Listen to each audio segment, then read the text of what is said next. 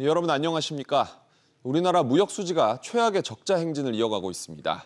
그만큼 수출에 비해 수입이 훨씬 많았다는 얘기인데 올해 쌓인 적자 규모는 66년 만에 가장 컸습니다. 높은 에너지 가격과 환율, 경기 침체 등 모든 악재가 겹쳤는데 그나마 버텼던 수출마저 흔들리기 시작했습니다. 서주연 기자. 네, 서주연입니다. 우선 무역 적자 규모는 어느 정도였습니까? 네, 지난달 무역 수지는 94억 7천만 달러, 우리 돈으로 12조 8천억 원이 넘는 적자를 기록했습니다. 통계 작성 후 가장 큰 월간 적자폭인데요. 2008년 금융위기 이후 처음으로 5달 연속 적자도 이어가고 있습니다. 수출액은 566억 7천만 달러로 1년 전보다 6.6% 증가했지만 수입액이 661억 5천만 달러로 28%나 늘었습니다.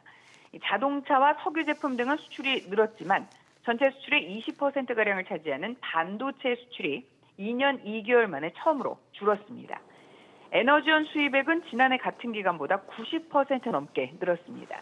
가장 큰 비중을 차지하는 대중무역 수지는 넉 달째 적자로 누적 적자액 247억 달러를 넘어섰습니다.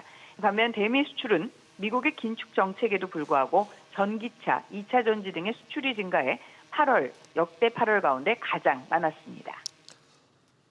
정부가 무역 금융 지원으로 수출을 늘려서 위기를 돌파하겠다고 밝혔는데 효과가 있을까요?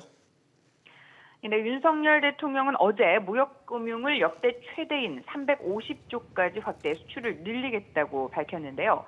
전문가들은 실효성에 한계가 있다고 입을 모았습니다.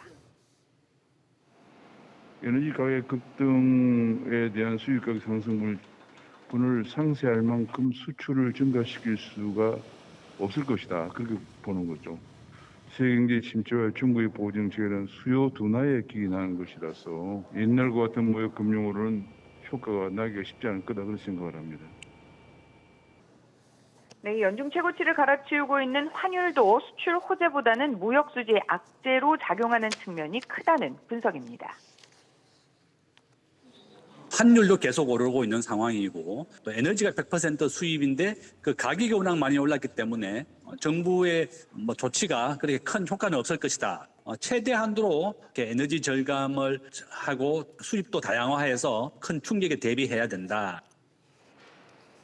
에너지 수입 다변화 등 근본적인 무역 구조의 변화 없이는 무역 적자가 고착화될 가능성이 크다는 지적입니다. SBS 비즈 서주연입니다.